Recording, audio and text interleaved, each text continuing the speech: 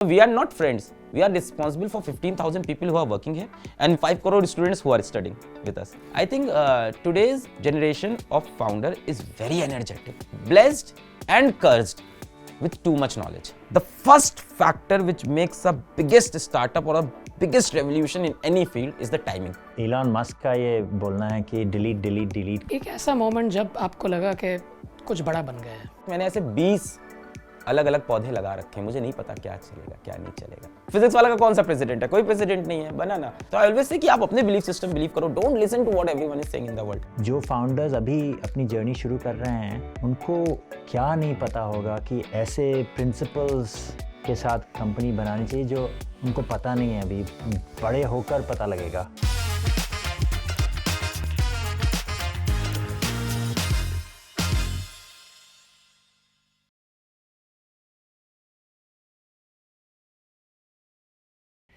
Thank you Alak sir, welcome to lunch break with Lightspeed. बहुत बहुत धन्यवाद।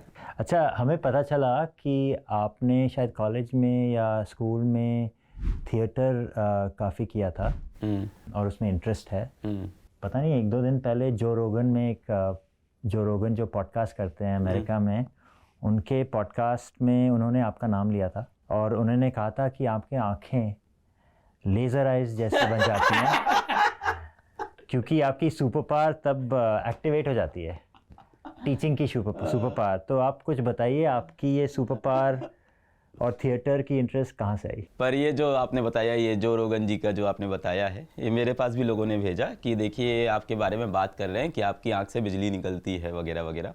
तो पहले मैंने कहा ये AI एडिट होगा, क्योंकि क्यों कोई वहाँ अमेरिका में बैठ के, कहाँ के हैं मुझे तो पता भी नहीं, किसी दूसरे विदेश के ही हैं, हमारे भारत के तो है नहीं वो, तो उनके कुछ कभी कभी रील आ जाते हैं। तो किसी ने भेजा तो मैंने कहा ये तो AI होगा, किसी ने एडिट किया होगा, वो क्यों बात करेंगे। फिर पता चला रियल में बात हुई है।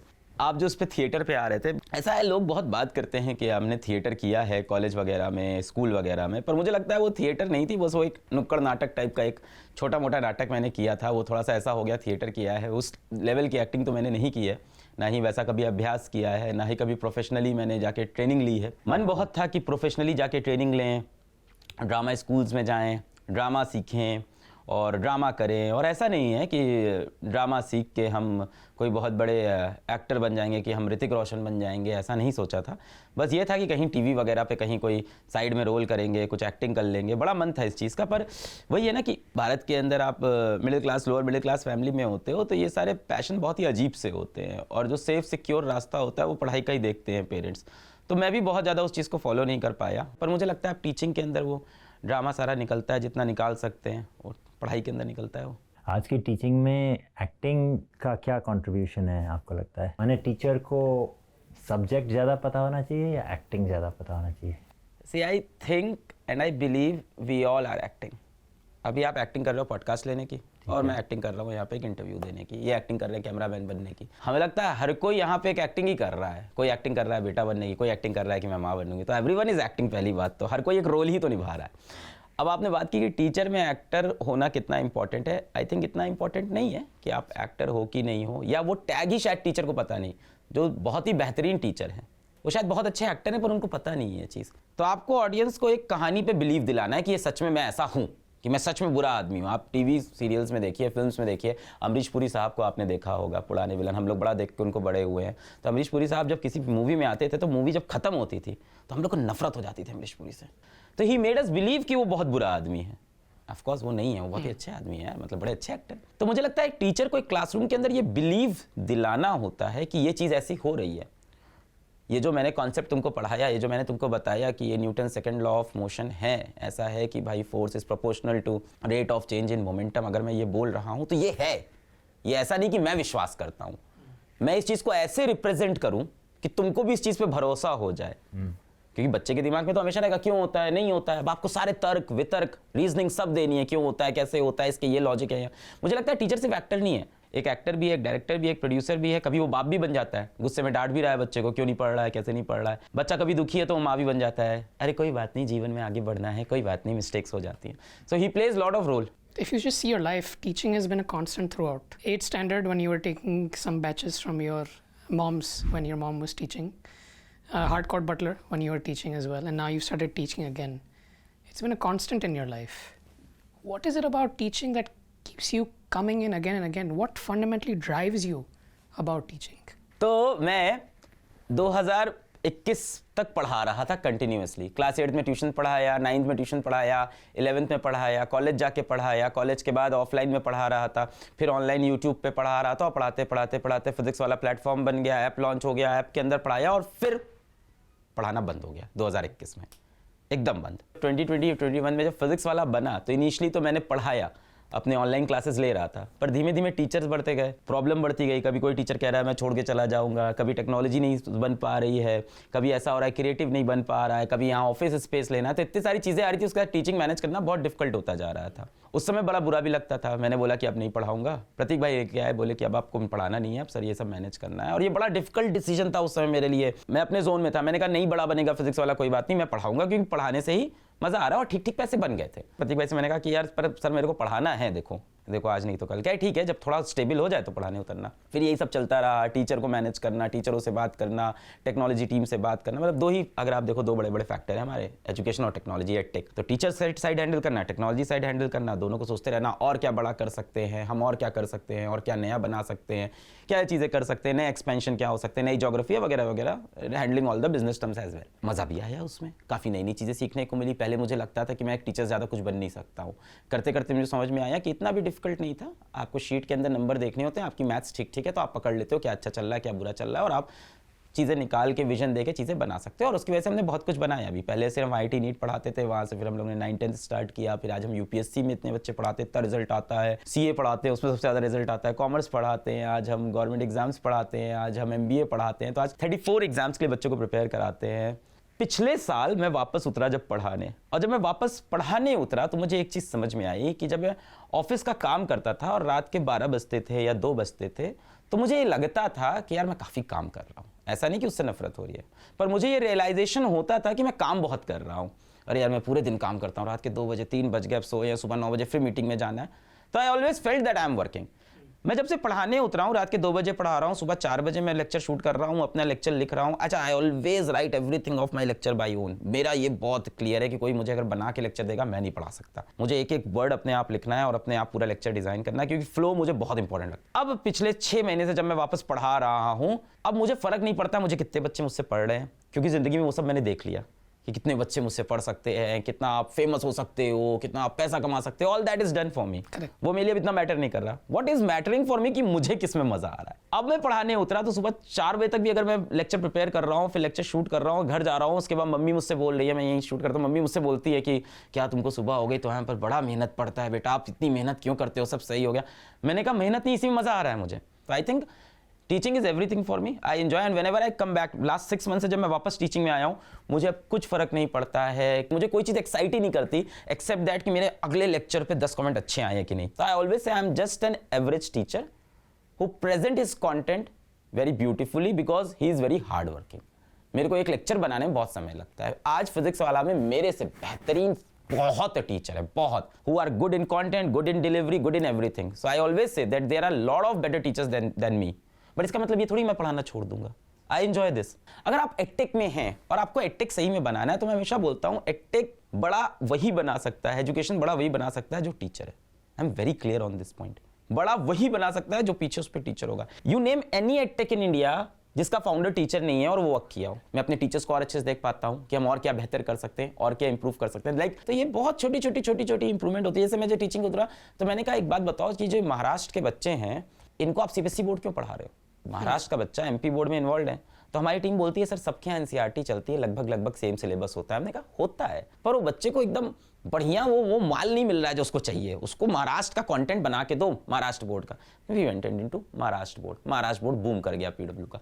फिर हमने बोला कि एक काम करते हैं, UP बोर्ड के लिए UP बोर्ड बनाओ, बिहार बोर्ड के लिए बिहार बोर्ड बनाओ। So all those comes when you are into like ground reality of teaching. अच्छा ये बताइए, आपके स्टूडेंट्स पूरी इंडिया से हैं, कश्मीर से, कलकत्ते से, साउथ से, महाराष्ट्र से। आपने टीचिंग करते वक्त और फिज़िक्स वाला चलाने वक्त बहुत सारी इंस्पायरिंग स्टोरीज़ देखी होगी इन बच्चों की। ऐसी 1-2 स्टोरीज़ बताइए जो इंस्पायरिंग स्टोरीज जो आपने सुनी हैं। सभी कहानियाँ अपने आप में इंस्पायरिंग लगती हैं मुझको। अगर मैं एक दो स्टोरी बताऊं, सबसे पहले आपने कश्मीर का नाम लिया, तो कश्मीर से एक बच्चा आया था, 2 साल पहले आया था। मतलब वो एक ऐसी कहानी है जिससे मुझे सबसे ज़्यादा डर लगा पहली बार। हमने जब फिजिक्स वाला लॉन्च किया तो 1 साल बाद बहुत रिजल्ट्स आए, जिसमें किसी गांव से कोई पहला डॉक्टर बन रहा है, किसी गांव से कोई पहला इंजीनियर बन रहा है, कोई ऐसा बच्चा है जो एक गाँव के अंदर हल चलाता है, खेत जोतता है, माँ बर्तन मांजती है, वहाँ पर वो कुटिया में रहता है, एक मोबाइल फ़ोन से पढ़ रहा है और वहाँ से डॉक्टर बन जाता है। सभी कहानियों से बहुत इंस्पिरेशन मिलती थी। एक बच्चा कश्मीर से आया और टीम ने बोला कि इसका इंटरव्यू फेसबुक पे बड़ा वायरल हुआ है, और फेसबुक पे इसने बोला है कि मैं फिजिक्स वाला से पढ़ता था। फेसबुक पे कोई वीडियो वायरल हो रहा था। कश्मीर के अंदर आज से 3 साल पहले सिलेक्शन बहुत कम होते थे, तो जो एक आध सिलेक्शन होते थे मीडिया कवर करती थी बहुत ज़्यादा, जो एक आध मतलब कुछ सिलेक्शन होते थे। तो वो बड़ा फेसबुक पे एक बड़ा वायरल चल रहा था कि वो फिजिक्स वाला से पढ़ा है, फिजिक्स वाला से पढ़ा है। तो टीम ने कहा सर उसको बुलाते हैं आपसे मिलने। वो आया, यहाँ पे आया था, टी शर्ट पहना हुआ था, एक जूता पहना हुआ था, जीन्स पहना हुआ था। तो टीम ने कहा कि इसका पॉडकास्ट करना है। मैंने कहा हाँ बिल्कुल पॉडकास्ट करेंगे। इन्होंने बोला कि कश्मीर सेलेक्ट हुआ है, बड़ा फेमस हुआ है उधर से, आप पॉडकास्ट कर लो तो बड़ा चलेगा हम लोग का भी। तो हमने कहा हाँ ठीक है, समझते हैं पहले बच्चे को। मैं बैठा उसके साथ और मैं उससे जब बात करना शुरू किया कि उमर आप सेलेक्ट हुए, उस बच्चे ने पूरे पॉडकास्ट में ऐसे, उसने मेरी आंख में देखा ही नहीं, पूरे टाइम ऐसे ऐसे देख रहा है, पूरे समय ऐसे देखा जा रहा है। उसने पूरे इंटरव्यू में कहीं मेरी आंख में नहीं देखा। मुझे याद है वो इंटरव्यू 40-50 मिनट चला होगा, और उस इंटरव्यू के बीच में एक ऐसी जगह है जहाँ पे आपको पानी के गटकने की आवाज़ आएगी, इतनी शांति हो गई थी वहाँ पे। मैंने कहा कुछ मिठाई खाते हैं, मैंने मिठाई मंगाया, हम लोग ने मिठाई मुंह में डाली, मिठाई के गटकने तक की इतना सन्नाटा है उस इंटरव्यू में। और मैं वहाँ से बाहर निकला तो टीम ने बोला सर कैसा हुआ। हमने कहा ये मेरी लाइफ का डार्केस्ट इंटरव्यू लगा मुझे, और मुझे अब समय दो, इसके बाद थोड़ा समय चाहिए, क्योंकि मुझे लगता है कि मैं बहुत गरीब खानदान से आया हूँ, पर जो मैं बच्चे को देख के आया हूँ ये कुछ और कहानी है। वो मुझे बीच इंटरव्यू में बता रहा है कि हम सुबह 4 बजे जाते थे कांची चलाने। मैंने कहा क्या कांची चलाने? अब वो भाषा नहीं समझ में आ रही है। मैंने कहा क्या? सेब तोड़ने। हमने कहा अच्छा कैंची चला के सेब तोड़ने जाते थे सुबह जाके। हाँ एप्पल पेकर, हम कांची चलाते थे। फिर हम घर जाते थे, पेंटिंग करते थे, वाल पुट्टी, तो पेंटिंग भी करता था घर जाके। उसने एक चीज़ बड़ी अजीब बताई कि मैं दिन भर में सिर्फ 3 घंटे सोता था फॉर लास्ट 6 to 7 ईयर्स। मैं जब बाहर निकला मैंने टीम को बताया, सबने बोला झूठ बोल रहा है। फिर वीडियो यूट्यूब पे गया, बहुत से लोगों को बहुत पसंद आया, बड़ा वायरल हुआ, बहुत वायरल हुआ कि कश्मीर से एक बच्चा जो सेब तोड़ता है, जो पेंटिंग करता है, मजदूरी करता है, 3 घंटा सोता है, उसने एग्जाम निकाल दिया और अलग सर ने उसको 10 लाख रुपए गिफ्ट कर दिए। मैंने उसको 10 लाख रुपए दिए कि तुम जाओ कॉलेज में पढ़ाई करनी है। उनके पास पैसे नहीं होते, एक तो उसकी नौकरी छूट जाएगी, कॉलेज की फीस अलग से, तो मैंने उसको 10 लाख रुपए दिए। उसके बाद सोशल मीडिया पे क्या आया कि ये झूठ बोल रहा है, 3 घंटा कोई नहीं सो सकता दिन भर में, ये झूठ बोल रहा है, पेंटिंग वेंटिंग कभी कदार करता होगा, जाके होगा 1-2 महीने सेब तोड़ा होगा, झूठ बोल रहा है। टीम ने हमसे बोला सर बच्चे ऐसे बोल रहे हैं और ऐसे कमेंट आ रहे हैं कि ये जो लड़का है झूठ बोल रहा है, ये 3 घंटे कोई नहीं सोता। मैंने कहा यार तुम्हें क्या लगता है, जब मैं उसे 10 लाख रुपए दे रहा था मेरे दिमाग में ये चीज़ नहीं आई थी। मैंने कहा मैं क्या सोचता हूँ कि अगर उसकी बात में 10% भी सच्चाई है तो उसको पैसे की जरूरत है। If there is even 10% truth in what he is telling, अगर 1 साल के अंदर उसकी 30 रातें भी ऐसी हैं जिसमें वो 3 घंटा सोया है, 1 साल के अंदर 30 दिन भी है जिसमें वो घरों में जाके पेंट कर रहा है। आप इमेजिन करो घर में जाके आप सीढ़ी लगा के पेंट करते हो, घर आके आप पढ़ाई कर रहे हो, तो इनफ है उसको रिवॉर्ड देने के लिए और उसे फेमस होने के लिए, दैट इज इनफ। तो मैं यही कहा, मैं उसकी बात में अगर 10% भी सच्चाई थी ना भाई, मैं तो सोच ही नहीं रहा हूँ कि पूरा सच है, मैं खुद ही मानता ही नहीं हूँ पूरा सच है, तो बहुत इट्स वेरी अनलकी।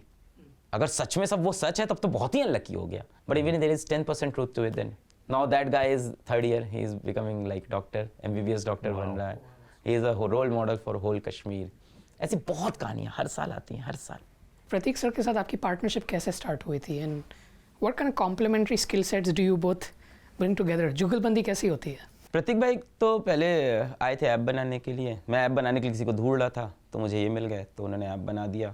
धीमे धीमे मुझे दिखा कि काफ़ी हार्ड वर्किंग आदमी है। सबसे मेन चीज़ मुझे यही दिखी उनके अंदर कि बहुत ही हार्ड वर्किंग आदमी है, तेज़ भागने वाले आदमी है, कि तेज़ी से सब कुछ करना है। और मैं एकदम अपोजिट हूँ, मुझे सब कुछ धीमे करना है, प्यार से बनाना है, सुंदर बनाना है, उनको तेज़ी से बनाना है। तो कॉम्प्लीमेंट्री से ज़्यादा मुझे तो लगता है कि हमारी काफ़ी, क्या बोला जाऊँ, विपरीत विचारधारा है हम दोनों की काफ़ी, which works.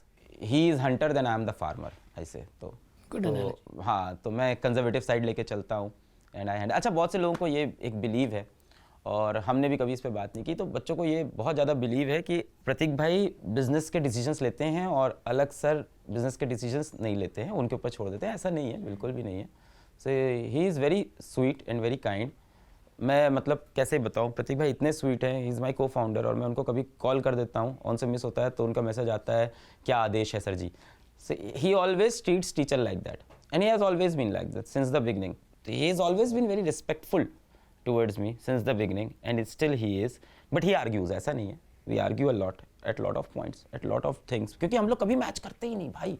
In fact, if there is a like एक मान लो आप टाउन हॉल हो रहा है, PW का टाउन हॉल जहाँ सारे टीम मेंबर बैठे हैं और प्रतीक भाई जनता को एड्रेस कर रहे हैं और मैं उस टाइम ऑफ कोर्स अवेलेबल नहीं हूँ, मैं कहीं बिजी हूँ कि मेरा अभी स्लॉट नहीं आया है, तो मैं ट्रैवल कर रहा हूँ, तो उनका एड्रेस हो गया, शाम को मेरा एड्रेस है, मैं शाम को अपने एड्रेस में आऊँगा और मैं बोलना स्टार्ट करूँगा, लोग ऐसे शक्ल बनाने लगते हैं, फिर मैं बोलता हूँ प्रतीक भाई ने इसका जस्ट अपोजिट बोला होगा आप लोग को, सब कह रहे हैं हाँ. ऐसा दिखता भी है कई बार, वो अमेजोन पे एक वेब सीरीज बनी उससे भी दिखता है और लोगों को बड़ा लगता है कि दो फाउंडर्स हैं तो फ्रेंड्स होंगे, तो मैं हमेशा बोलता हूँ we can never be friends. I am very clear on that. दोस्त का क्या होता है कि दोस्त गलती करता है तो इंसान छुपाने लगता है, क्योंकि जिस दिन मैं दोस्त बनाऊंगा उस दिन उनकी सारी गलतियां मुझे दिखना बंद हो जाएंगी. I have to keep asking question to him, ये क्यों किया, ये क्यों किया, ये कैसे किया. So we are not friends, we are responsible for 15,000 people who are working here and we are responsible for 5 crore students who are studying with अस.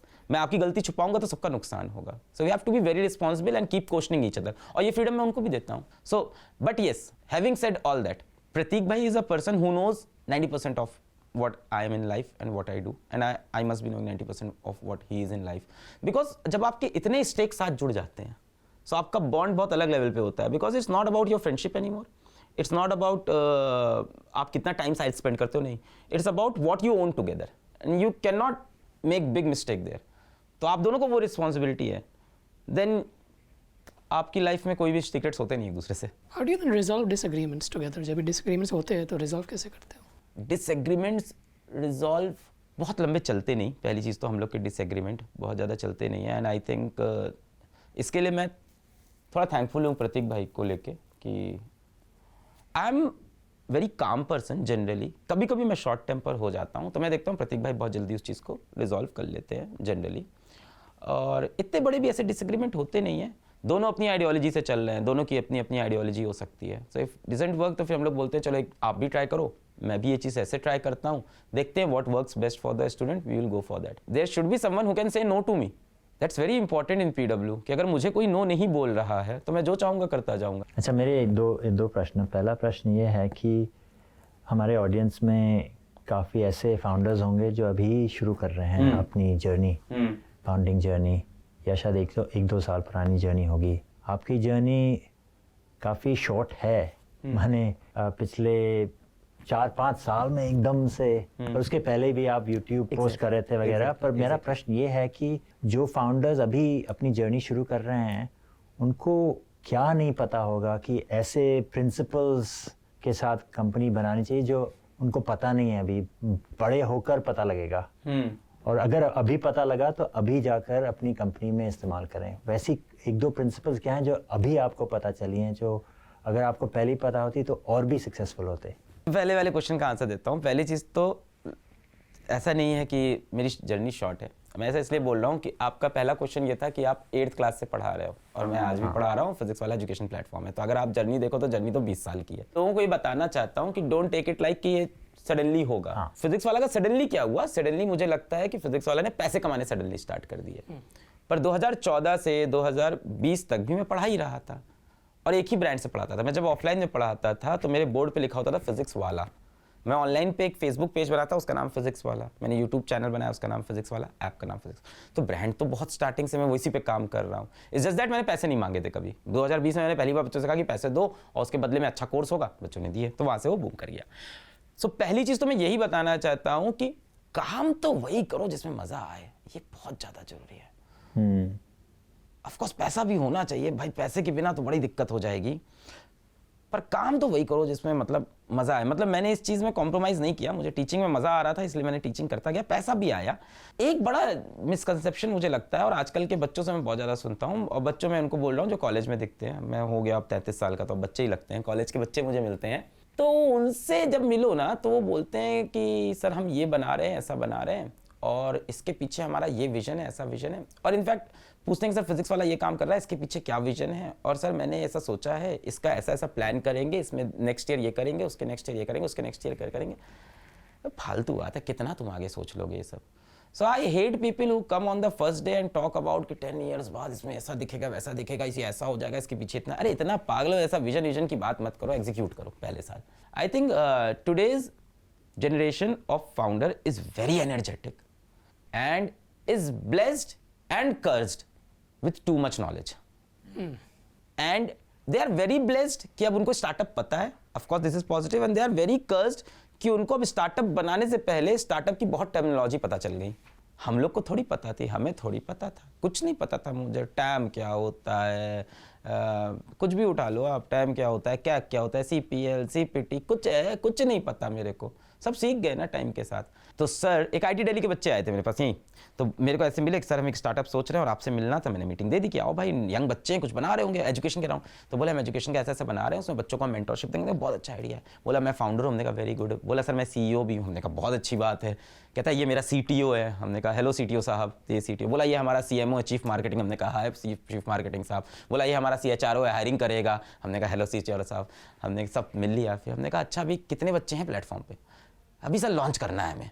मैंने कहा भाग जा तू यहाँ से, तेरी टीम पूरी तैयार है, CTO CRO तेरा सब बन गया है, सारे तेरे कहानी सारी हो गई है और तूने अभी तक लॉन्च ही नहीं किया है और तू सब बन गए. तो आजकल ये एक प्रॉब्लम नया है कि स्टार्टअप बाद में बनता है, CXOs पहले बनते हैं, डेजिग्नेशन पहली बढ़ती है. I hate this all culture कि हम ये है, हम वो है, हम ऐसे बन गए, वैसे बन गए.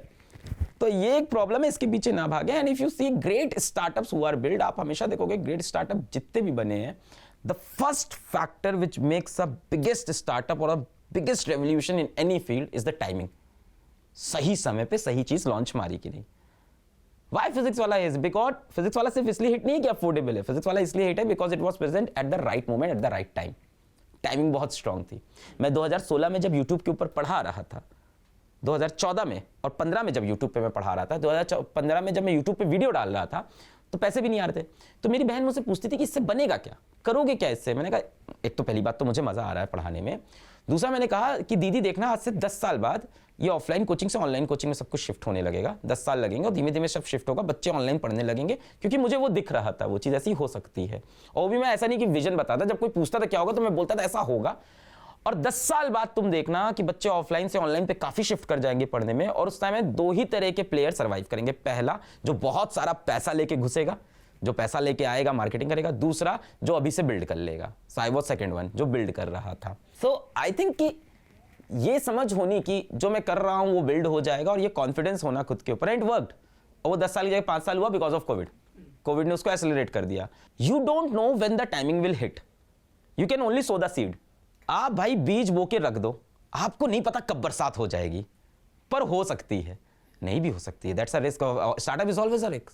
Entrepreneurship is a big risk. तो आप अपने आइडिया पे वर्क करते रहो. You don't know when the rain will come. मेरी टाइमिंग इसलिए अच्छी थी, मुझे लग रहा है कि अहेड ऑफ टाइम थे ऑनलाइन के अंदर. बिफोर टाइम पहुंच गए थे. 2014-15 मुझसे बिफोर भी कुछ लोग आ गए. 2008 अगर आप देखो तो पहले ऑनलाइन के अंदर IIT नीट पढ़ाने में 2008 में there is a teacher, he is a very respected teacher. तो 2008 में उन्होंने ऑनलाइन लेक्चर निकाल दिए IIT नीट के. 2008 में अब प्राइस थे 70,000 के आसपास और अवेलेबल होते थे आपको पेन ड्राइव वगैरह पे, या तो फिर उसके बाद धीमे धीमे इवॉल्व किए तो उन्होंने ड्राइव वगैरह पे भी दिया. तब भी कोर्स 70,000 के आसपास. उनके कुछ कोर्स लीक हो गए यूट्यूब के ऊपर और वायरल होने लगे. उस टाइम कोई लेक्चर नहीं था, बड़े वायरल हो रहे थे. मैंने पढ़ना स्टार्ट कर दिया उससे. मैंने कहा अच्छा पढ़ा रहे हैं, इनसे पढ़ते हैं यार. अरे यार क्या पढ़ा, मजा आ गया यार, क्या मास्टर है यार. फिर मैंने कहा यार इनका कोर्स खरीद लेता हूँ, मेरी फिजिक्स और अच्छी हो जाएगी. ये तो टीचर बहुत, मैं कोटा नहीं जा पाया ना पढ़ने के लिए. कोटा के टीचर्स बहुत अच्छा पढ़ाते हैं, तो जेन्युइन बात थी. और डेस्टिनी इतनी अच्छी कि वो टीचर ऑफ फिजिक्स वाला मैं लेके आ गया, तो सर्किल हो गया. वहाँ पता चला पायरेटेड मिल रहे हैं 5,000 रुपये में इनके लेक्चर. और बंदा रहता था रुड़की में. तो फिर रुड़की वाले बंदे से बात हुई तो उसने कहा हाँ सर 5,000 में आपको पेन ड्राइव में सब दे देंगे. 5,000 रुपये उसको डाला, उसने पेन ड्राइव में सारे लेक्चर, और उनके नहीं 10-12 टीचर के लेक्चर दे दिए 5,000 में. तो मैंने उससे पढ़ना स्टार्ट किया और बहुत बेहतरीन टीचर थे. 2014 में जब मैंने पढ़ाना स्टार्ट किया तो यूट्यूब पे पूरा कंटेंट फ्री में डालने लगा. अगर यही चीज़ 2008 में कोई दूसरा जो इंसान था वो कर देता, so he could have build physics वाला. तो वो मुझे लगता है वो बिफोर टाइम चले गए, थोड़ा सा बिफोर टाइम. उनको ये चीज़ चमक ही नहीं पाई कि यूट्यूब पे इसको फ्री में रखना चाहिए. तो मैंने 2015-16 में यूट्यूब के ऊपर पूरी फिजिक्स पढ़ानी स्टार्ट की. I was not the first one. मेरे पहले भी कुछ टीचर्स पढ़ा रहे थे. हो सकता हो मेरे पढ़ाने का तरीका कुछ बेटर हो, एंगेजमेंट बेटर था, कनेक्टिविटी बेटर थी, या मेहनत बेटर थी, या भगवान का बहुत आशीर्वाद था. मेरा अच्छा चलने लगा चैनल. जब मेरा अच्छा चलने लगा चैनल, उस टाइम पे अनअकैडमी को मुझे याद है, वेदांतु मुझे याद है, the big platforms in edtech. Vedantu तो मेरे सामने मैंने बनता हुआ ऐसे देख रहा था कि 2 टीचर चेयर लगा के एक यूट्यूब चैनल लॉन्च कर रहे हैं, फिर नेक्स्ट डे ऐसा वीडियो वेदांतु बन गया. अनअकैडमी मैंने अपने सामने बनते हुए देखा कॉलेज से. तो जब मैं पढ़ा रहा था these people were putting 15 minute video on YouTube कि ये 15 मिनट का वीडियो देखो, ये देखो लॉज ऑफ मोशन ऐसे होता है, पूरा पढ़ना है तो आ जाओ ऐप के अंदर. और उस टाइम मैं कंसिस्टेंटली पढ़ा रहा हूँ कि यार ये अकेला इंसान यूट्यूब पे पढ़ा के कुछ ज़्यादा बड़ा प्लेटफॉर्म बनाता जा रहा है, तो हमें यूट्यूब पे फ्री में पढ़ाना चाहिए पूरा सिलेबस। तब इन्होंने स्टार्ट किया, एक प्लेटफॉर्म नया था 2018-19 में, जेई लाइव, और ये लेके आए 4-5-6 बहुत ही बेहतरीन टीचर्स लेके आए, जेई लाइव। इन्होंने कहा हम पूरी IIT जेई की पढ़ाई फ्री में यूट्यूब पे पूरी पढ़ा देंगे। मुझे कोई फ़र्क ही नहीं पड़ा, क्योंकि मैं तब कोई रेवेन्यू तो चेस नहीं कर रहा था, मैं तो यूट्यूब पे पढ़ा रहा हूँ, मुझे क्या फ़र्क, दुनिया में 10 लोग करो, मुझे किसी चीज़ से कोई, मैं इलाहाबाद के एक कमरे में बैठा हूँ जहाँ मेरा एक वाइट बोर्ड टंगा है, वहीं मेरा एक वो तख्त होता है फोल्डिंग बेड, उस पर मैं सोता हूँ, सुबह उठ के अपना लेक्चर बनाता हूँ, अपलोड कर, मुझे कोई फ़र्क नहीं, तुम्हें जो करना हो करो। जब जेई लाइव डेली आया तब बच्चों को एक ऑप्शन मिला पहली बार, तो बच्चे मेरे पास कमेंट करना स्टार्ट कर दिए कि हम वहाँ से पढ़ते हैं, ऐसा पढ़ते हैं। मैंने रिप्लाई भी किया, मैंने कहा बहुत अच्छी बात है, ये तो अच्छी चीज़ है, अब और फ्री लेक्चर्स आने लगे। जेई लाइव डेली के अंदर मुझे एक प्रॉब्लम स्टार्टिंग में ही दिख गई कि लेक्चर है आपका 2 घंटे का, और लेक्चर के शुरुआत के 15 मिनट टीचर कोड बेचेगा कि हमारे कोड से ये खरीद लो, ऐसा कर लो। वो मुझे लगा, मैं ये नहीं कहता टीचर कोड ना बेचे, मैं ये भी नहीं कहता टीचर अपना पेड कोर्स ना बताए, भाई दाल रोटी कैसे चलेगी, सही है, पर वो चीज़ मुझे लगता है 30 सेकंड में हो सकती है, उसमें 15 मिनट वेस्ट कर दिया, तो बच्चों को धीमे धीमे वो रिपल्शन आने लगा कि यार ये टाइम वेस्ट करें। Being on the right time was the biggest thing for एक स्टार्टअप बनने के लिए। सबसे बड़ी चीज़ मुझे ऑफ कोर्स विजन है, टाइमिंग है, having a great team, having a great product and everything, but I think सबसे बड़ा फैक्टर टाइमिंग है। बट टाइमिंग में ये फैक्टर कि बस you have to be alive and available. बारिश कब पड़ेगी पता नहीं, You don't know. जब पड़ेगी you will be the right time. The guy who build UPI, the guy who build Aadhaar, हाँ, अगर आप उनसे मिलो कभी, तो मैंने उनसे पूछा सर आपको कैसे पता था कि हमें UPI की ज़रूरत पड़ेगी, आपको कैसे पता था कि कल को ऑनलाइन पेमेंट चल जाएगी? बोले अलग मैंने ऐसे 20 अलग अलग पौधे लगा रखे हैं, मुझे नहीं पता क्या चलेगा क्या नहीं चलेगा, I don't know. Nandan Nilekani sir, तो उन्होंने कहा अलग मैंने ऐसे 20 पौधे लगा रखे हैं, मुझे नहीं पता क्या कब चलेगा। I think he design the concept of UPI इन 2010 और 2009 समथिंग। उनको नहीं पता था जियो आएगा, इंटरनेट सस्ता होगा, ऑनलाइन पेमेंट, नोटबंदी से UPI उठा, उन्हें नहीं पता था ये नोटबंदी होने वाली है, बट उसके लिए वो प्रिपेयर्ड थे, उन्होंने UPI बना के रखा हुआ था कि समडे इट विल बूम, और वो बूम कर गया। तो I think you keep planting seeds. आज फिजिक्स वाला के अंदर हम लोग बहुत कुछ करते हैं, पर दिखता वही है जो हिट हो जाता है। तो आज ऐसे बहुत से सीड्स हैं जो प्लांटेड है, कल को वो हिट हो जाएंगे। But Alex sir, even when you started, there was a period of 2-3 years where your videos were not working, right? So, what advice would you have for founders who are going through that lean period and have to kind of show, I don't know, some degree of strength, resoluteness? How did you keep going? Motivation कैसा है कि मैं video बनाते जाऊँगा? पहले तो लोगों से थोड़ा दूर रहना चाहिए, सबसे ज़्यादा ज़रूरत इसमें ये है। आज मैंने देखा है कि फाउंडर्स होते हैं या कोई भी इंसान होता है, कुछ शुरू करता है तो ओपिनियन बहुत लेता है लोगों का, तुम्हें कैसा लग रहा है ये चलेगा, तुम्हें क्या लग रहा है ये हो जाएगा। 4 लोग आएंगे, वो इंटरनेट पे 4 बातें पढ़ के आएंगे, वो उसको ये बताएंगे कि देखो पिछले 10 साल में ऐसा कुछ भी नहीं हुआ है, इस कंपनी में जब ऐसा हुआ था तो उसके लिए ये करना पड़ा था, ये फैक्टर्स थे और ये 4 फैक्टर्स थे, ये लोगों ने ट्राई किया है, सर ये तो वर्क नहीं करता, ये मॉडल तो आपका चलेगा नहीं। तो बन चुका है आपका स्टार्टअप। अगर आप कोई भी रेवोल्यूशनरी स्टार्टअप देखो तो they come with fresh idea, new ideas and they do something which was not done before. तो पहली तो इस चीज़ पे बिलीव करो ना आप, कि अगर कोई आपको बोलता है कि we use that term in our industry कि प्रेसिडेंट नहीं है इसका कोई, इसका तो कोई प्रेसिडेंट, फिजिक्स वाला का कौन सा प्रेसिडेंट है, कोई प्रेसिडेंट नहीं है, बना ना। UPI का कौन प्रेसिडेंट है, कोई प्रेसिडेंट नहीं। मतलब you see most of the things, कहाँ कोई प्रेसिडेंट होता है, बन जाती है चीज़। तो एक तो लोगों की सुनना बंद करो और शांति से अपना काम करो। Second thing, people change their destination instead of changing their path. You should change your path, not your destination. I always say रास्ते बदलो, मंजिल मत बदलो अपनी। एक रास्ते से वर्क नहीं किया तो दूसरा रास्ता ट्राई करो ना। लोग क्या करते हैं, उसी को चेंज कर देते हैं कि don't change your main idea. लोग ना अपना मेन आइडिया पिवट मारने लग जाते हैं अर्ली सक्सेस ना मिलने से। मेरा मेन आइडिया कहता मुझे यूट्यूब पे पढ़ाना है। अब मैं बताता हूँ मैंने क्या चेंज किया। मेरा पढ़ाना नहीं वर्क कर रहा था, मैंने इंग्लिश में पढ़ाया, 3-4 लेक्चर इंग्लिश में शूट किए, बड़े गंदे भद्दे लेक्चर है, मैं भी नहीं देखता, छोड़ दिए मैंने, नहीं चला। फिर पढ़ाना नहीं वर्क किया, अब क्या करें, तो अब एक काम करते हैं कि सब कुछ पहले से लिखा रहेगा, हम लिखेंगे नहीं, अब सिर्फ ऐसे ऐसे करके पढ़ाएंगे। चाइना वाइना में बड़ा ये चलता था, तो हमने कहा अच्छा ये इंटरनेशनल में चलता है, सब कुछ लिखा रहेगा, टीचर वजह से पढ़ाता जाएगा। तो वो ट्राई किया, बड़ा भद्दा, वो भी नहीं चला। फिर हमने सोचा अब क्या चेंज करें, हमने कहा ये बैकग्राउंड नहीं सही है इसके पीछे का, तो एक काम करते हैं लाल पर्दा लगाते हैं और उसके ऊपर रखते हैं तो अपील अच्छा करेगा।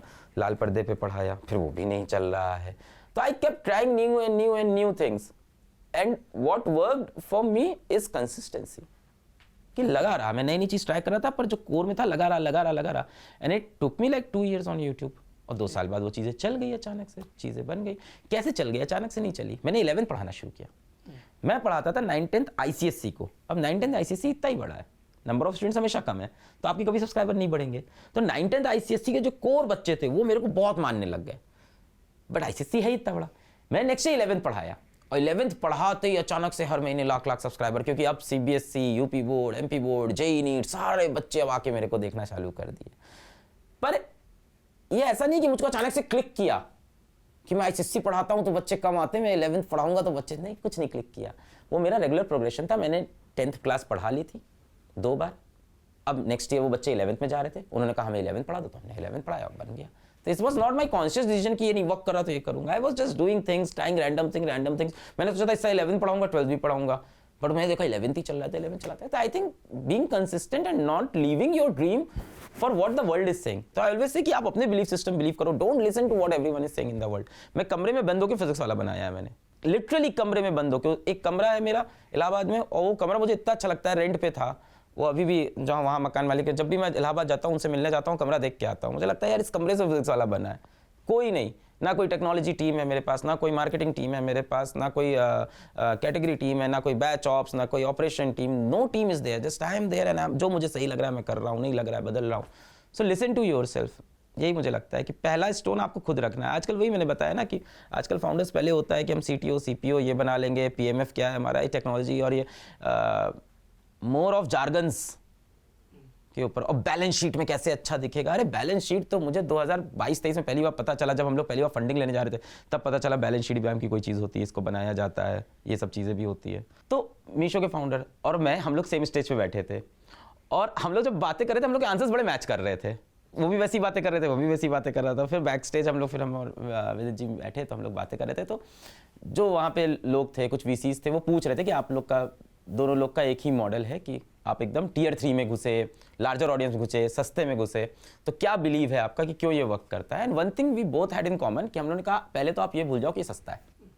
बिगेस्ट मिसकंसेप्शन ये है कि आपको लग रहा है सस्ता है, this is the right price, पहले आप ये बिलीव करो। जब तक आप ये बोलोगे कि हम सस्ते हैं, हम सस्ते हैं, हम सस्ते हैं, हम सस्ते हैं, हम सस्ते हैं, तो आप ऑडियंस के दिमाग में और अपनी पेइंग ऑडियंस के दिमाग में आपने ये चीज़ डाल दी कि ये सस्ती चीज़ आ रही है, इससे क्वालिटी की ज़्यादा एक्सपेक्टेशन मत करो। दूसरी चीज़, एक इंसान जो किसी छोटे शहर में रह रहा है उसके लिए 400 रुपये का कपड़ा खरीदना सस्ता नहीं है उसके लिए, ठीक है, क्योंकि वो लोकल मार्केट में भी जब जाता है, जैसे हमारे इलाहाबाद में एक जगह होती थी उस बिजली घर, वहाँ क्या होता है कि रोड के ऊपर ऐसे शीट लगी होती हैं, प्लास्टिक की रोड के ऊपर शीट लगी होती है और 200 रुपये में टी-शर्ट, 150 रुपये की टी-शर्ट, 250 रुपये की जीन्स और एकदम बढ़िया रीबूके वाली, एकदम मतलब पोमा, रीबूके इस तरह की मिलती है और बच्चे पहनते हैं। हम लोग भी खरीदते थे, वहाँ सस्ती मिलती थी। तो हमारे लिए वो सस्ता नहीं, क्योंकि हम ऑलरेडी वही खरीद रहे हैं, हम वैसे भी नहीं जा रहे आपके लेवाइस के शोरूम खरीदने, तो हमारे लिए तो कपड़ा ऑलरेडी महंगा है। तो पहले तो आप ये समझो उस ऑडियंस के लिए वो चीज़ सस्ती नहीं है। So the biggest thing that you have to understand कि अब आपको सही प्राइस के अंदर अच्छी वैल्यू देनी है। प्राइसिंग सबसे इंपॉर्टेंट है इसके अंदर, बहुत इंपॉर्टेंट है। जैसे ही आप टिकट साइज हाई कर दोगे, आप कट गए, आप इंडिया के 2% पे रुक गए, आप सस्ता किया, आप इंडिया के नीचे जा रहे हो, फ्री किया तो पूरी इंडिया पे चले जाओ। तो बिलीविंग कि ये सही प्राइस है और इस प्राइस में आपको वैल्यू फॉर मनी देना है, आपको क्वालिटी देनी है। आज मेरा एक बच्चा अगर मुझे 4000 रुपये देता है तो उस 4000 रुपये को देने के लिए हो सकता हो उसके पिताजी अपनी माउथ की एक सर्जरी को सेक्रीफाइस करते होंगे कि इस साल मैं अपने दांत की सर्जरी नहीं कराऊंगा, इस साल बच्चे की फीस देता हूँ। पेरेंट्स डू दिस, मतलब माँ बाप क्या करते हैं कि बीमार हैं तो डॉक्टर को नहीं दिखाएंगे, वो पैसा ही बचा रहे हैं कि बचा के अभी 3000 हुआ है, 4000 हो जाए तो ये पेमेंट करके ये कोर्स खरीद ले। We have to value that कि वो 4000 रुपये बड़ी मेहनत से आए हैं। मतलब एक बच्ची है, लड़की है और खुद सोल्डरिंग का काम कर रही है गोरखपुर में, वहाँ से कोर्स खरीद रही, सोल्डरिंग, लड़की सोल्डरिंग का काम कर रही है और दिन के वो 200, 250, 400 रुपये कमा रही है और उससे कोर्स खरीद रही है। तो we have to respect it कि ये 4000 रुपये उसके लिए बहुत इंपॉर्टेंट है, मेरे लिए नहीं हो सकते। आज हमारे पास इतना पैसा है तो हमें उस 4000 रुपये के बदले में उसको बेहतरीन वैल्यू देनी होगी। उसकी एक्सपेक्टेशन ये नहीं है कि ये सस्ता है, उसकी एक्सपेक्टेशन है I have paid the best I have made, मैंने अपना सबसे बेस्ट जितना पैसा कमा सकती थी मैंने दिया है, अब मुझे क्वालिटी मिलनी चाहिए इसके बदले में अलग से। So we have to be true on that. हमारे फंड में काफ़ी कंपनीज हैं ऐसी, जो एक तो है ओयो, जिसने ये भी किया हुआ है, जैसे वैल्यू प्राइसिंग, मास प्राइसिंग, बड़े प्यारे इंसान है वो भी। हाँ, और एक सुमो सेव है ईस्टर्न इंडिया में, रिटेल चेन, उसने भी ऐसी की हुई है, काफ़ी ऐसे और हैं। अच्छा, आपने ये प्रिंसिपल्स बताए हैं वैल्यू प्राइसिंग और वैल्यू डिलीवरी में। सप्लाई चेन माने कॉस्ट साइड पे ऐसी बिजनेसेस कैसे बनाते हैं, कॉस्ट पे क्या करना चाहिए? वेरी टफ, Very क्योंकि ये प्रॉब्लम होती है, वैल्यू तो दे सकते हैं पर अगर unit Very price tough. Unit cost ज़्यादा है तो प्रॉफिटेबिलिटी तो हो ही नहीं सकती। तो उसमें क्या प्रिंसिपल वेरी है? टफ। हमने जब ऑफलाइन किया तो हमने पहले साल ऑफलाइन के अंदर IIT नीट की फीस रखी 25,000 रुपये।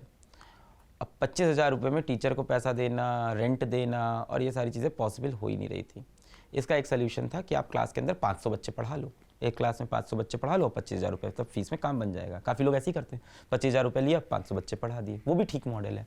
हमारे जो बच्चे थे वो कह रहे थे नहीं, हमको तो क्लास में 100 बच्चे ही चाहिए, 80 बच्चे चाहिए, 60। क्वालिटी नहीं चाहिए, 500 बच्चों से क्वालिटी शायद कुछ सर जिसको कुछ नहीं मिल रहा उसको कुछ मिल गया, ऐसे भी सोच सकते हैं।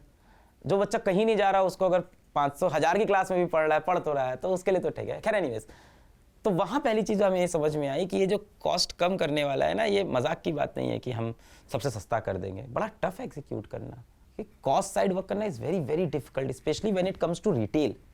ऑफलाइन के अंदर ये चैलेंज बहुत बड़ा है, ऑनलाइन में ऐसा नहीं है। ऑनलाइन में यू कैन स्केल, ऑनलाइन में the concept of one to many, a single property can be serve to lot of people. Rental cost सबसे बड़ा कॉस्ट आपका निकल जाता है, ऑपरेशन कॉस्ट निकल गया तो एक बड़ा पीपल कॉस्ट 30%, जैसे हमारा सबसे बड़ा कॉस्ट हर ही ऑर्गेनाइजेशन का जो पीपल हैवी होती है। सर्विस कंपनीज का हमेशा पीपल कॉस्ट सबसे हाई होता है, हम भी एक सर्विस कंपनी है, हमारा पीपल कॉस्ट बहुत हाई है। But when come to online, then with the help of technology आपका पीपल कॉस्ट कम हो गया, आपका रेंटल कॉस्ट चला गया, तो दो कॉस्ट तो आपके मेजर चले गए। सो आई थिंक ऐसे बिजनेसेस जो बहुत ज़्यादा अफोर्डेबल और बहुत ज़्यादा प्राइसिंग पे चलते हैं, for them digital is a boom, that cost of marketing should be reduced. वो एक अच्छा फैक्टर है जहाँ पे हम लोग की बहुत कम लगती है। सो हम लोग का यूट्यूब से हो जाता है वो चीज़, तो वो एक बहुत अच्छा प्रिंसिपल बना। तो प्रोडक्ट आपका अच्छा हो, आपका वर्ड ऑफ माउथ अच्छा हो, कॉस्ट ऑफ मार्केटिंग जितना कम हो सके। फोमो में टीम्स नहीं बनानी चाहिए। What other startups are doing, not necessary that you should do, don't follow that principle. अपनी खुद से ग्राउंड वर्किंग करो, आप ग्राउंड से बनाओ, अपना स्क्रैच से अपना मॉडल खुद बनाओ, देखो what cost is fitting in your model. So don't build unnecessary teams, don't build unnecessary cost, and dealing on Elon Musk का ये बोलना है कि डिलीट करते रहो, हटाते रहो। हाँ, क्योंकि बनते बनते बहुत सारी कॉस्ट बन जाती है स्पीड के अंदर। एंड आई थिंक ऑनलाइन के अंदर तो कॉस्ट कम करना is possible with the help of technology, end of course AI भी उसमें अच्छा रोल प्ले कर रहा है। ऑफलाइन के अंदर तो रिटेल के अंदर you have to treat each box separately and work on each box कि उस पर क्या वर्क कर रहा है क्या नहीं। जैसे for example, so I think retail के अंदर when you go then city wise strategy should be very strong. You have to plan city wise and never look any retail organization, any retail business with the mindset of as a whole. Each city is independent. So और ये विद्यापीठ से मैंने सीखा कि विद्यापीठ में हर एक centre अपने आप में डिफरेंट है और आपको उसकी मैथ्स अलग से सोचनी होगी। ऐसा कौन सा सब्जेक्ट है जो आपको बिल्कुल पसंद नहीं है जब स्कूल में थे? जब स्कूल में थे, ज्योग्राफी। अगर PW नहीं बना होता तो आप क्या बनना चाहने होते? मैं टीचर ही बनता। टीचर और फाउंडर अलाउड नहीं है? टीचर नहीं, और कुछ बताओ। ट्यूशन टीचर बनता। एक ऐसा मोमेंट जब आपको लगा कि कुछ बड़ा बन गया है? नहीं आया, अभी तक नहीं है? मतलब बहुत फेजेस में आया, तो एग्जैक्ट कोई मोमेंट नहीं है जहाँ से ऐसे कर्व ऐसे हुआ हो। धीमे धीमे हर दिन ऐसा लगता है कि बहुत बड़ा हो गया। हर दिन जब सुबह उठते लगता है क्या कमाल हो गया जीवन में। आप जब स्कूल में थे आपका फेवरेट लंच बॉक्स का डब्बा कौन सा खाना आपको पसंद था? जमी हुई मैगी। वो मैगी जब आप टिफिन में लेके जाओ तो जम जाती है पूरी, ऐसे फ्लैट हो जाती है, स्मूथ सी, तो वो बड़ी अच्छी लगती है। अच्छा, ऑलराइट। प्रतीक सर को 2-3 शब्द में डिस्क्राइब कर दिए। Fast and furious. आप 15 साल के अलग को आप क्या एडवाइस देना चाहते हैं? Experiment more with life, try more things, be courageous. Thank you अलग सर, बढ़िया लगा, हमें भी कुछ सीख मिली आपसे। नहीं, thank you so much. Thank you. मैंने कुछ ज़्यादा बोला तो काट लेना आप लोग ठीक से।